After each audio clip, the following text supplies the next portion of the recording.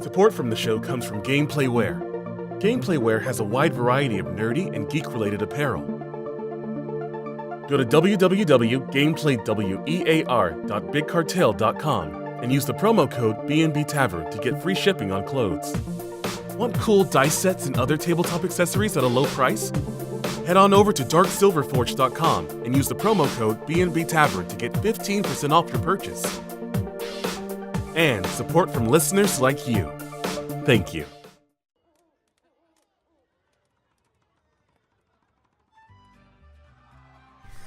Hello everybody, my name is Baylor and welcome to the B&B Tavern Show, Tavern Talk, where we take extraordinary people to make imaginary friends with numbers and stats.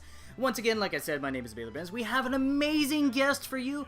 Clearly, if you don't know her, you don't know about Dungeons & Dragons. I'm just kidding, we still love you, but you got to know this amazing person. It is none other than Satine Phoenix. That's me! It's you! Hello, Satine, welcome to the show! Man, you're as exciting as the inside of my head. That's the best compliment I've ever gotten. I'm so happy. I'm happy too. We're all happy. It's a good episode. It's a good feel. I got good vibes about this. So, why don't you tell some people where you from, like what you do, and all that awesome jazz that you do? I'm Satine Phoenix. I'm from Los Angeles, and my best friend and I, we have a little live stream show called Maze Arcana, and you can find that on twitch.tv/Maze Arcana. Also, I am the game master for GM Tips on Geek and Sundry. She's keeping it really humble, folks. It is an amazing stream that you have to get. It is on Tuesdays, right? Tuesdays in the evening, right? Like what? So our main show, which is Maze Arcana, codename Orphan Echo, that's on Sundays from noon to 4 p.m. Pacific Standard Time. Tuesdays, I did a 3-part miniseries called Savage Nation. And Mondays, we have our friends from Wizards of the Coast. They're playing in our game called Peanut Gallery. But the whole thing is, the entire thing, it's all set in Eberron. What? Yeah, so I think we're the only ones that are allowed to run in Eberron live streaming. But yeah, it's pretty exciting because it's like really high magic, and there's like Warforged, and I play a Scion, which is kind of like a Jedi. Actually, I just watched Doctor Strange today, and it's like Psyblades and like mind warping stuff. It's really cool. But then they have things like airships and lightning rails, and like it's like steampunk, right? Except for no steam. It's Arcana punk. Whoa, that's a great way to explain it. Oh my gosh, Arcana punk. Yeah, I dig that so much. It's fueled with the magic, arcane energy. It is super magical in the imagination of minds. Actually, if you look at our intro, one of our friends, Matthias Omatola and John Bear, they put together our intro video in Cinema 4D, and it's a fly-through of about 4 different areas in Eberron. So we've got the lightning rail train, and then they have this cool thing because it's infused with these elementals and the airships flying through, and so you can actually see it. And you guys need to see this. Check this out. Watch it, please. I beg of you. And also, please watch GM Tips. I religiously watch that. I am not the best DM, but she has helped me discover my own way of figuring out storytelling, and she can help you with that too. She also has amazing guests on there, and she had one of the best, funniest intros into coming into the show GM Tips I've ever seen. I died laughing. It was like, I now we need to address the elephant in the room.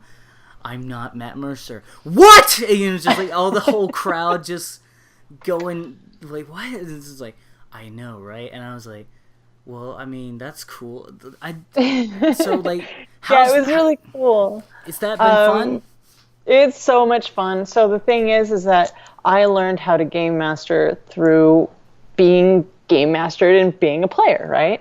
So I have my friends on who have basically we talk about an idea, right? So I give a quick little tip about something, but then I have a discussion with my guests. We've had Maze Arcana Game Master Rudy Rutenberg, Ivan Van Norman, Amy Vorpal. We've got more people coming up. Keith Baker's on, I think, next week. So it's pretty exciting. We have a lot of people coming up. And it's really exciting. I bet it is. I could hear it in your voice. I'm excited too. I would be excited. And everybody get excited. I have to ask this. Like, I remember one of the first tips that you gave was, help with immersion, whether it's music or, any, game pieces to the map itself. And you said you use scented candles. That's right. And I need to know what scented candles you use. So sometimes when I'm a little more broke than others, I go to the 99-cent store and I pick up some scented candles. But when I do have some cash, one of my friends, she runs something called Boonsy Arts, and it's candles for your game, right? So if you're in a forest, you light the forest candle. If you're in a desert, you light the desert candle. And when it burns all the way down, D20 at the bottom. Bam. What? And yeah, so is there an online real. store? Yes, there is. Boonsy Arts. Boonzy. That's a cat. Yeah, my cat's eating behind me, so you'll hear little niblets. I have a little puzzle adorable. Cat thing for her. The video just got 10 times cuter. Yeah, that's the big girl. But yeah, so the Boonsy Arts candles, I've been a fan of those for a while, and then out of the blue, she's like, hey, so we've got a new line coming out with these coins and was wondering if you wanted to do the illustrations for them. I was like, yeah. So they have a coin collection where the candle burns all the way down, and they've got these cool coins at the bottom, and the characters on the outside are based off of my friends. So Grant Imahara is a pirate on one of them. Eugene Simon is an elf on one of them. This girl I met at a bar who looked really, really adorable. I was like, hey, girl, can I draw you? And she's a vampire on there. I've never seen her again, but now she's a vampire on a candle. Wow. Her life. I'm an illustrator. I guess I should say that. You should also say that, because you have a whole website for that. You make cool... Yeah. My portfolio is burningquill.com because I draw so fast. And there's like little burn marks on the paper and everything. It's like, that's right. It's impressive. But speaking of illustrating, we are about to illustrate. Forget segues. We're illustrating. So we're making a D&D character with Satine, of course. That's as we bring people here on to do for the show. This is obviously, since she runs GM Tips, this is not her first rodeo in creating a character, so this is going to be more relaxed. Not going to ask about specific things, but we'll let you know that we are using some homebrew races. We also have some of Volo's Guide to Monsters, and we have all that jazz, and we are using the magic of Orc Pub character generator. What is it? I'm old-fashioned, man. I use pencil. And I roll for all my stats. Well, if you go to www.orcpub.com, you can go ahead and there's a free online website where you can create races, characters, monsters, and character sheets, and you click Export PDF, and they make a PDF file perfectly good, spick and span, and ready to go. Awesome. Hold on 1 second. I'm gonna take care of this because she just got crazy. Hold on 1 second. Oh no, Kitty. Yeah. We're gonna take this time to talk about sponsors. So thank you so much to Gameplayware. That's WEA. So that's Gameplay WEAR.bigcartel.com to get free shipping on your clothes. Thank you also to DarkSilverForge.com. You can get 15% off your purchase of cool tabletop dice accessories and whatnot using the promo code B&B Tavern. That's DarkSilverForge.com, and we thank our sponsors very much. Yay! I was just taking the time to segue into sponsors, because no better time like the past. Now we're on to the present. So, with that, we also want to say support Orc Pub. They have a Patreon, and it's how we make all our character sheets for all our beautiful, beautiful guests, just like Satine. And we're about to get into this. Are you ready to go, Satine? I'm gonna be like a personality 20Q test question air thing. There's a lot of questions about to go down. But to start off, what's up? Hold on a second. Hold on a second. Okay, we hold So it. I'm pretty old-fashioned. Yeah. Right? Yeah. I'm an old-fashioned girl. I roll for my stats. Oh. But I have a feeling that you could teach me the ways of what the kids are doing these days. The kids are doing these days point by, you see? I think that's cheating. But, what else? Really? Yeah, I do. I totally think it's cheating. I think you should have really terrible stats because you rolled for it. Oh. That's just me, though. But no. See, okay, so here's my point. My point is, treat me like I'm new.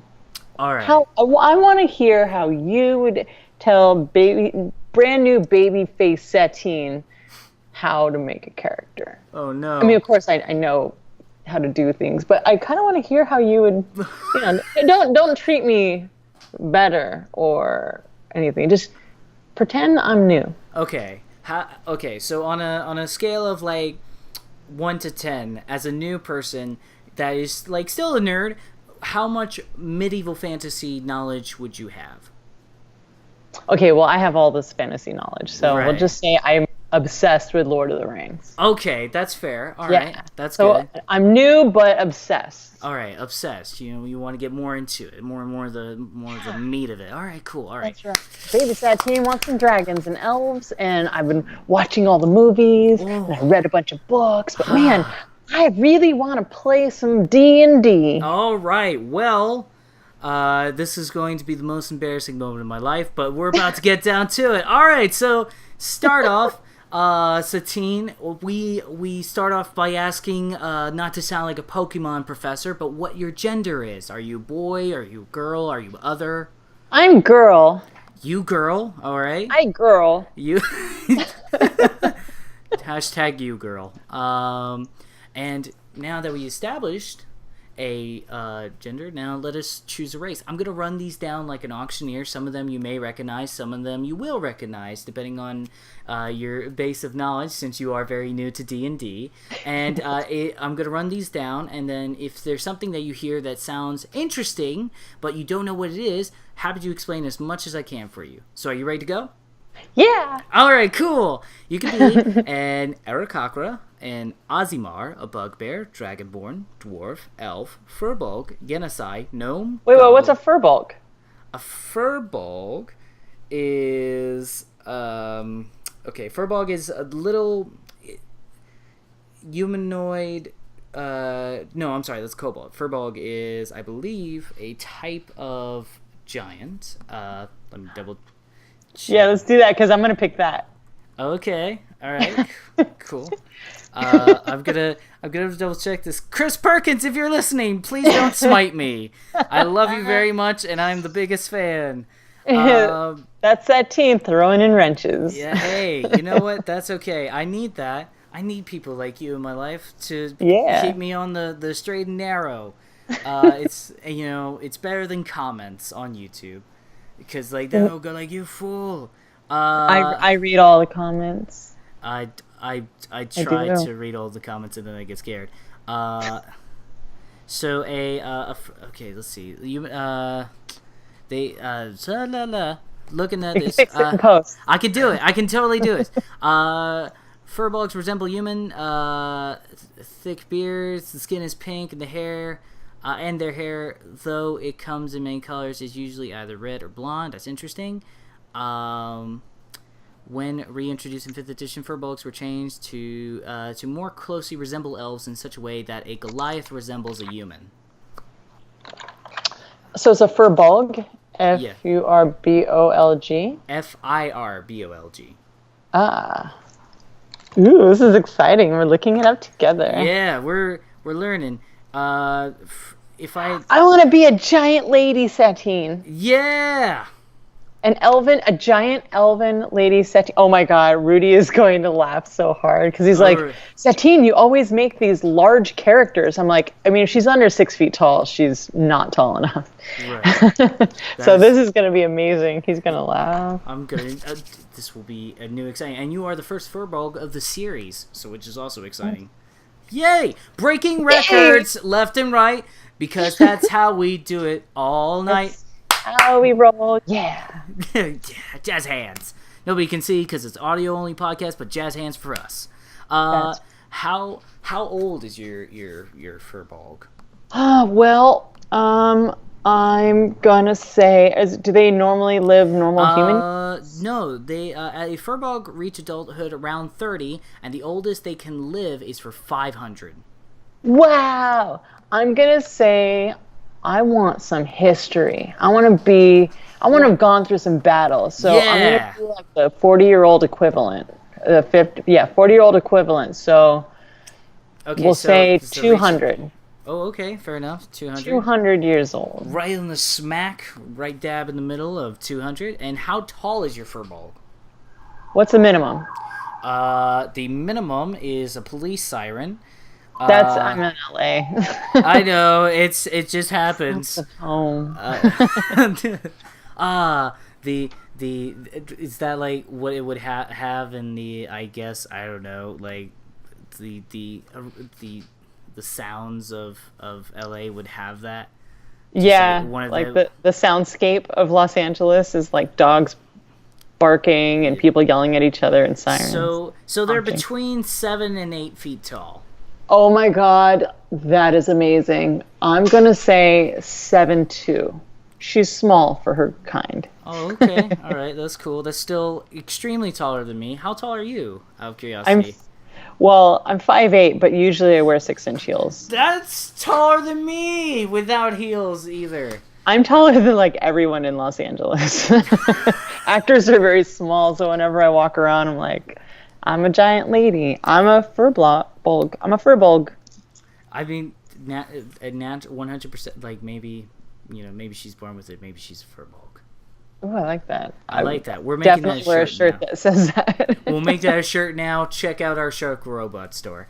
So all right. So is she very like does this furball, is she very muscular, or is she like very I wouldn't say like delicate or just sort of like, we're gonna say she has long, lean muscles. Very lean. Okay.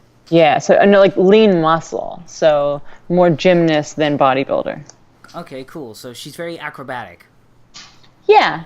All right. I did because that would look amazing. It would be. I would love to see somebody 7 foot tall try to swing on the bars, but every time they swing to the ground, it's just they're on their feet again.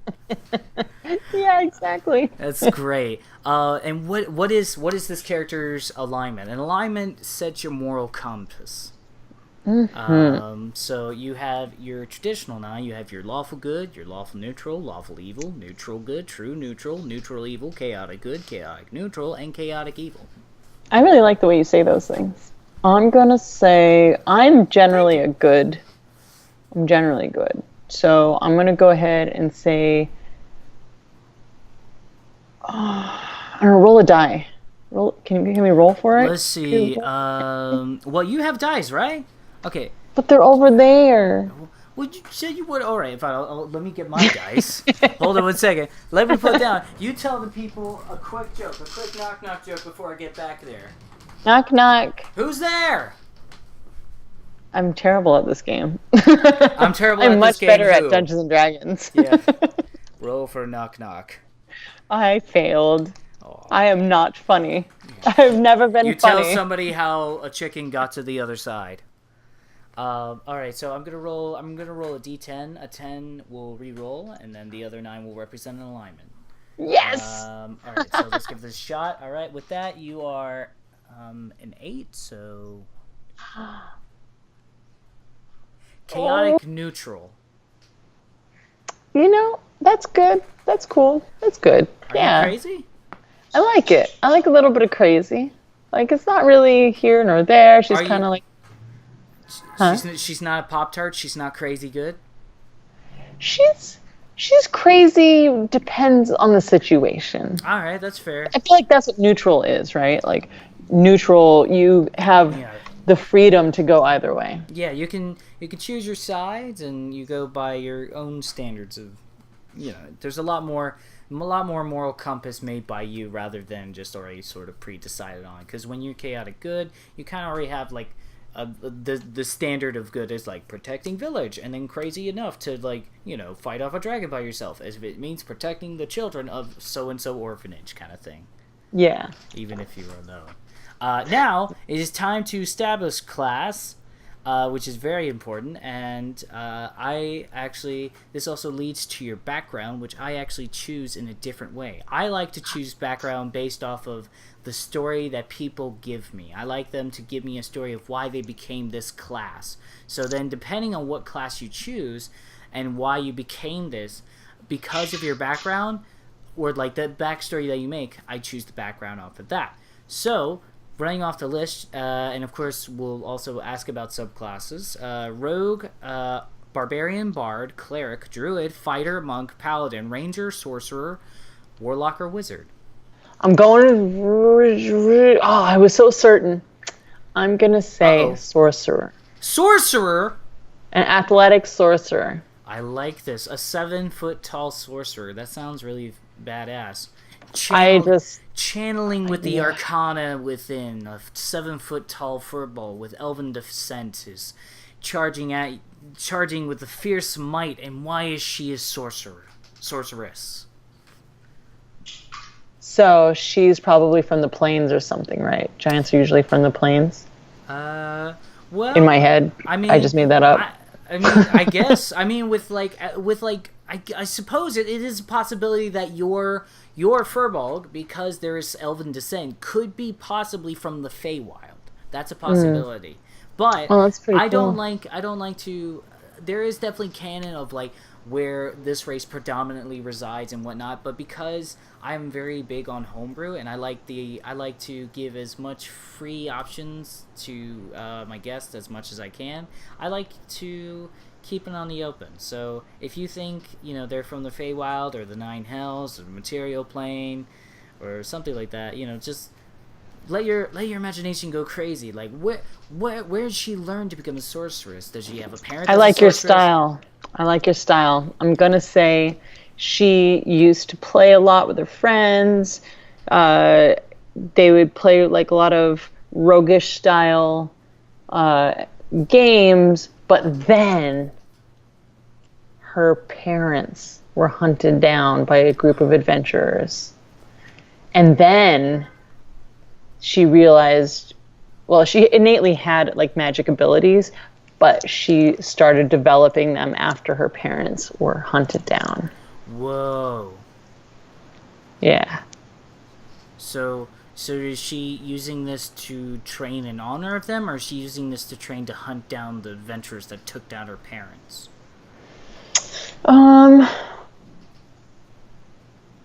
To protect herself against people who might do her and her group harm. And the people that she loves harm, yeah. So is she a protector? Is she like a guardian of a town or something? Yeah, I like that. She's a guardian. She's a guardian. And she's part of this like organization of guardians throughout the land. I like this. Yeah, there's because like what if all of a sudden the town she grew up in, maybe it got burned down or something. Yeah. So she had to go find another home, but she still has that guardian thing. So way in the past, her parents were killed. She becomes a sorcerer and then becomes a protector. And then something else happens and she just can't it's one bad thing after another. And then May I propose an organization that she could be a part of? So I've developed my own sort of world, or plane, if you will, called the Osiris plane.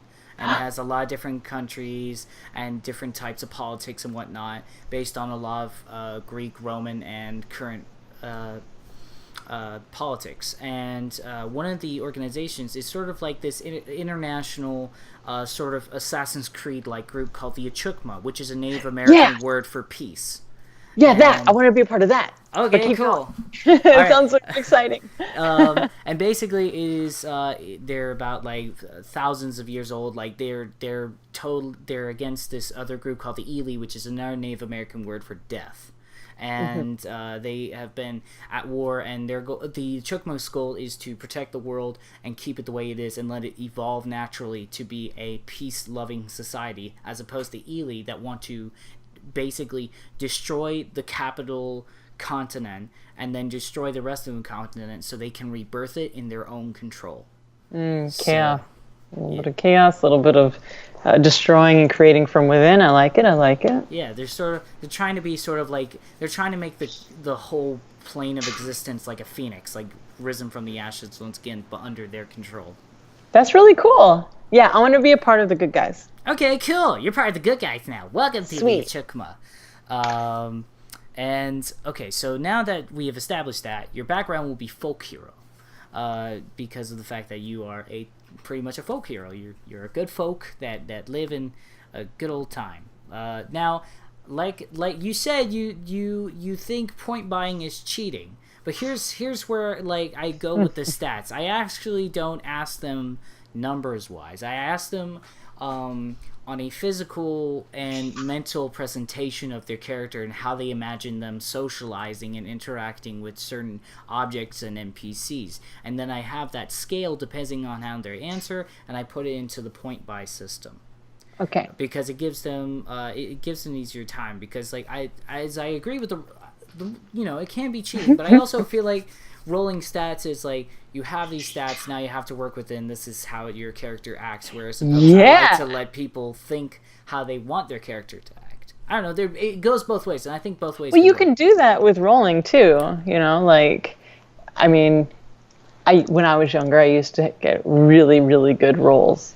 But also, when you roll a bad number, like 8 or 9 or whatever, you can put that in, and you're gonna, like, if you're making a character, that you're better at one thing over another. So you just put that in your crappy ones, your crappy stat. That's true. But okay, and there's also ability score improvement. All right.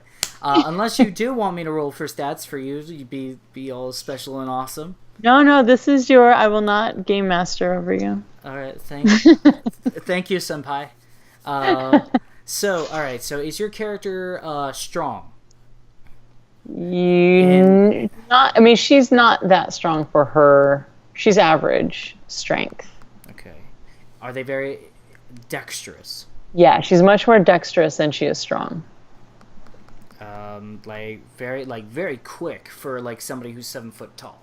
She can do a backflip, so that's pretty cool. Yeah. Be like a Power Ranger and all that jazz. Doctor Strange.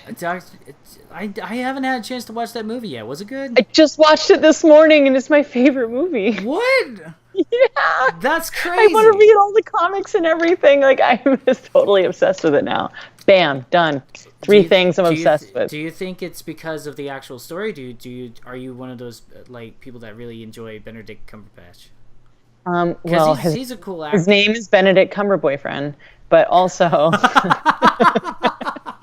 I'm single. I'm allowed to say that, and also I mean, even if the story is actually pretty cool. Even deeper is like the themes are very deep and intimate and the kind of stuff that I really enjoy. And the visuals, oh, come on. Like, if you get a chance, I'm sure there's just fractal loops on YouTube that you can look up from Doctor Strange. It's just like they go into his mind, and it's this like insane trip, and it's just and it's not even like it's not an acid trip. This is like base, like a spiritual primal, journey, fractal, spiritual DMT style, like reflection of what you see in your head when you connect to the universe. But that's a whole different thing. I have seen some clips on YouTube, and I know what you're talking about. It's kind of how I imagine you would see scrying. Yeah. Yes. Also, I play a Scion on Maze Arcana, so that's pretty much what they do. She's an acrobatic sorceress style thing. Oh, nice. So, I'm sorry. I digress. Often. I'm just so excited to talk to a human being. Hello. I'm excited. Hello. I'm excited to talk to you too. I mean, I live in this rock of mine forever. Does your character have good stamina? Yes. Okay. Like super good, or just like she has a nice pair of lungs. Nice. Well, she's decent, better than decent, better than average, but not excellent. She can do backflips, but she can't do 30 backflips. Just fair. It's very fair. It's very hard to do 30 backflips in general. Yeah, well, she can go to the gym for an hour, maybe hour and a half, but like 3 hours. She has a membership. Yeah. I bet they would have something like that in Eberron. Maybe like a Planet Fitness or Plane Fitness. Plane PLA. Fitness. Yeah. In Sharn or something. It'd be really cool. You have your treadmill that's run by these little elementals. Yeah. And it's just like a lot of like unseen servants like holding towels, and it's like oh my gosh, that would be so great if like a bard did Morgan Cane's Magnificent Mansion and turned it into a gym. That's amazing. That would be so great. And there's like a bunch of drinking boards like, check me out, I have scales for days. Stuff like that. Oh man, that's yeah. I'm gonna see if we can put something like that in one of our games because that's good. I think that's the best. Oh man, I love like sort of like making.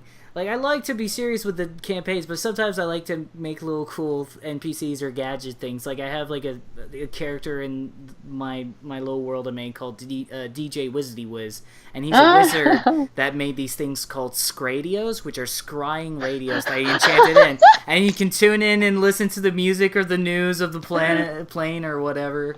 That's awesome. He's like, you're on the Very Scradio. clever. I'm making a mental note of that. Fair enough.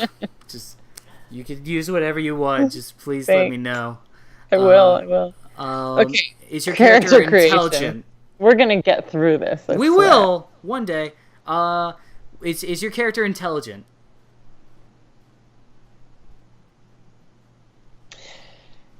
Yes. She's intelligent, not very wise though. Okay.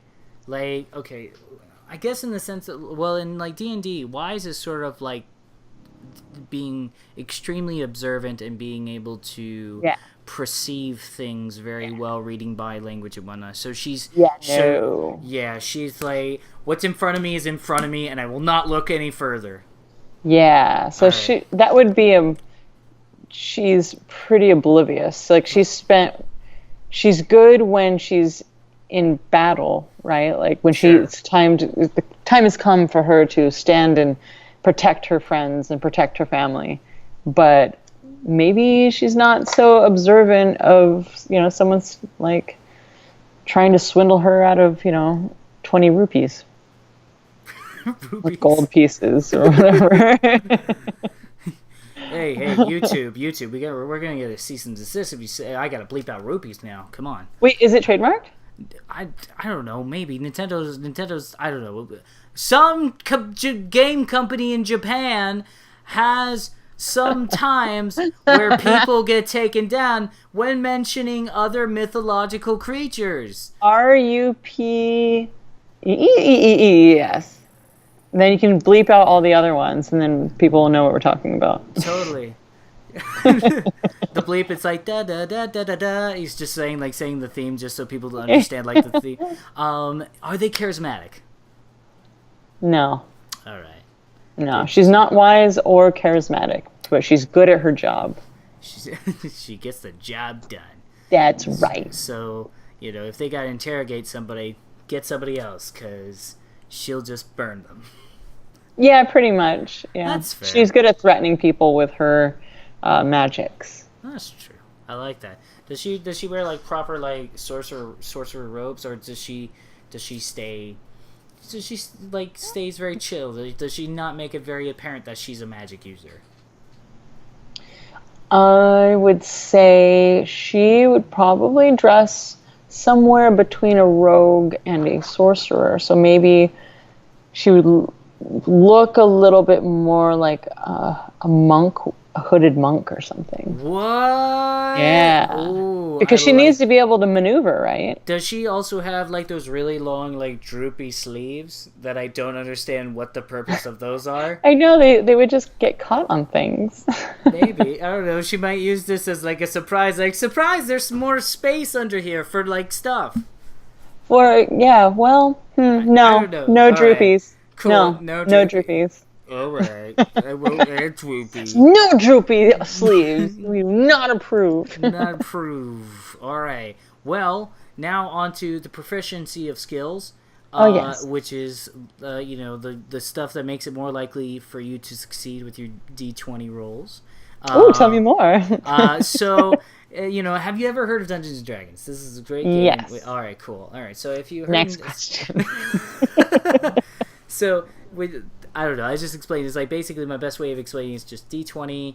When you roll a D20, you add modifiers onto it, numbers that you add on top of the number that you already get, and then so if you're proficient, you get a higher number to add to that, and the higher the number, the more likely you succeed. Oh, it's very fancy. So, for example, if you're like, I want to climb that wall, I would have said make a acrobatics or athletics check, and then you roll. If you're proficient in one of those two, you're more likely to succeed. Yeah. So with Folk Hero, you are proficient already in animal handling and survival. But you have 2 more to choose from. You could be proficient in Arcana, Deception, Insight, Intimidation, Persuasion, or Religion. Religion, you say. Arcana. She's going to go with Arcana for 100. And she's going to go... You didn't say any of the moving things, did you? No, they are not an option. Did you say Perception? No. You said Persuasion. Persuasion. Okay. But last I checked you said she's very intimidating. Yeah. So you can go with Intimidation if you'd like. Yeah, let's do that. So Arcana and Intimidation it is? Yeah. Awesome. All right, cool. If that's the case, then we have covered pretty much every technical stat question and whatnot for creating your character. There's only one question left. Are you ready for it, Satine? No, wait. Yes. All right. What is your name?